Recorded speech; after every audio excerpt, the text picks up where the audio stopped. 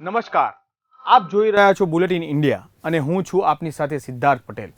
તમે વારંવાર આ વાતો સાંભળી હશે કે ઘોર કળિયુગ ચાલી રહ્યો છે. સતયુગમાં લોકો આવી રીતે જીવતા હતા. આ ભગવાને આ યુગમાં જન્મ લીધો હતો. પરંતુ શું છે આ યુગનું સત્ય અને કેટલા વર્ષ સુધી ચાલશે આ કળિયુગ અને કેવી રીતે અંત આવશે આ કળિયુગનો? આવો જાણીએ અમારી આ ખાસ રજૂઆતમાં. આ સૃષ્ટિના આરંભમાં પ્રથમ કાળ એટલે યુગ સતયુગનો હતો. સતયુગનો સમયકાળ 480 દેવી વર્ષ એટલે કે 17,28,000 માનવ વર્ષ છે.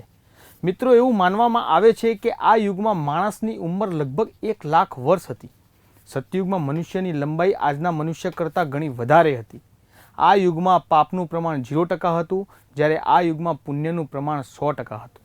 આ યુગમાં શ્રી હરિએ મત્સ્ય, કૂર્મ, વરાહ, નરસિંહ જેવા અવતાર લીધા હતા. હવે પ્રશ્ન એ થાય છે કે જ્યારે સતયુગમાં પાપ નહોતું તો શ્રી હરિએ શા માટે આટલા રૂપમાં અવતાર લીધો?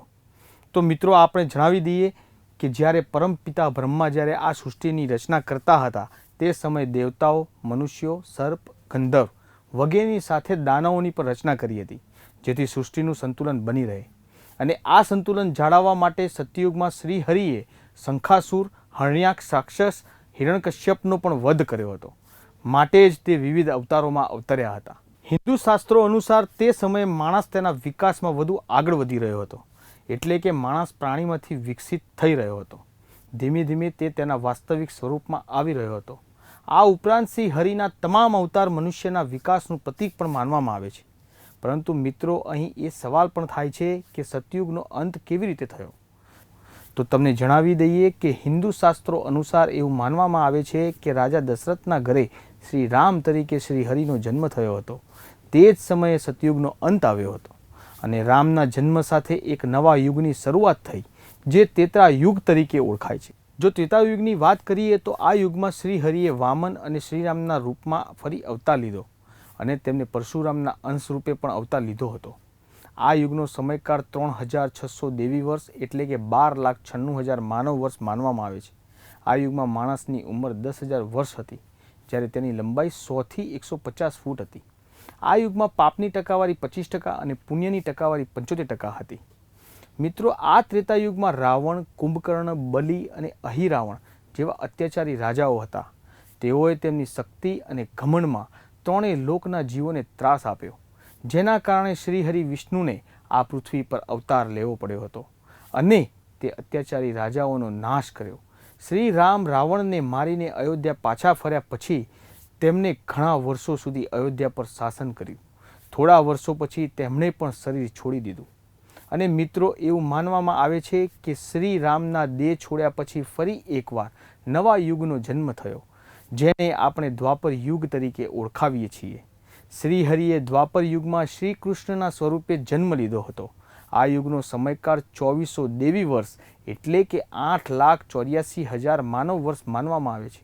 આ યુગમાં માણસની ઉંમર 1,000 વર્ષ. આ યુગમાં પાપનું પ્રમાણ 50% હતું. દ્વાપર યુગને યુદ્ધનો પણ યુગ માનવામાં આવે છે, કારણ કે આ યુગમાં ધર્મ માટે ઘણા યુદ્ધો થયા. અધર્મ દરેક જગ્યાએ ઝડપથી તેના પગ ફેલાવતો રહ્યો. ત્યારે ભગવાન શ્રી કૃષ્ણે એક પછી એક પાપીઓનો સંહાર કર્યો.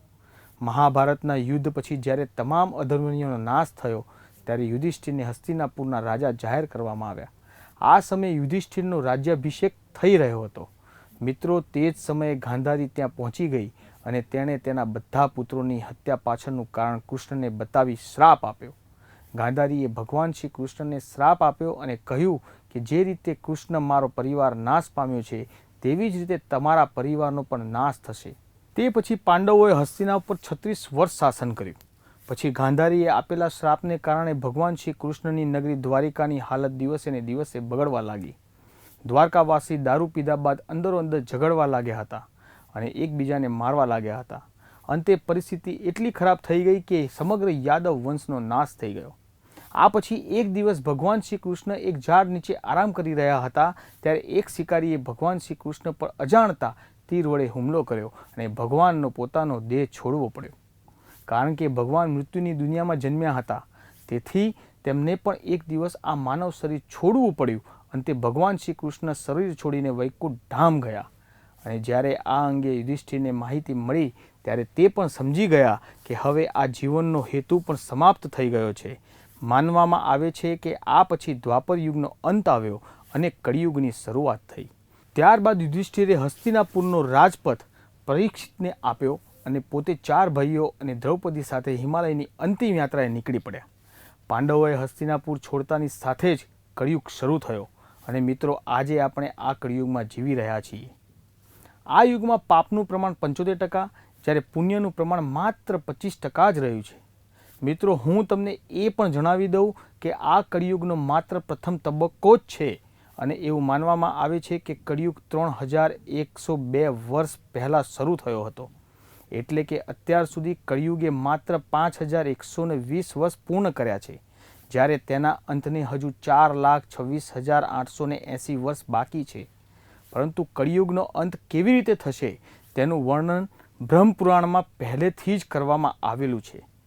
બ્રહ્મપુરાણ અનુસાર કળિયુગના અંતે માણસનું આયુષ્ય માત્ર 12 વર્ષનું જ રહી જશે. આ સમયે લોકોમાં નફરત અને દ્વેષ વધશે. કળિયુગમાં જેમ જેમ ઉંમર વધતી જશે તેમ તેમ નદીઓ સુકાતી જશે. અપ્રામાણિક અને અન્યાયિક રીતે પૈસા કમાવતા લોકોમાં વધારો થશે.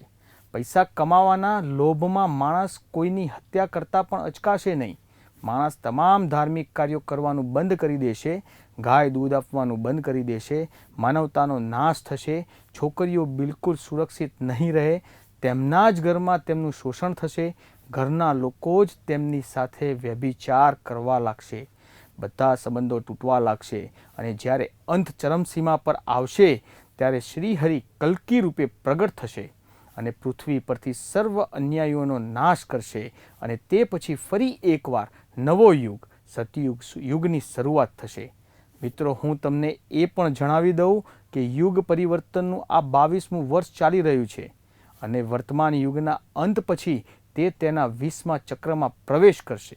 તો મિત્રો આ હતું હિન્દુ ધર્મ ગ્રંથોમાં વર્ણવવામાં આવેલો 4 યુગનું સત્ય.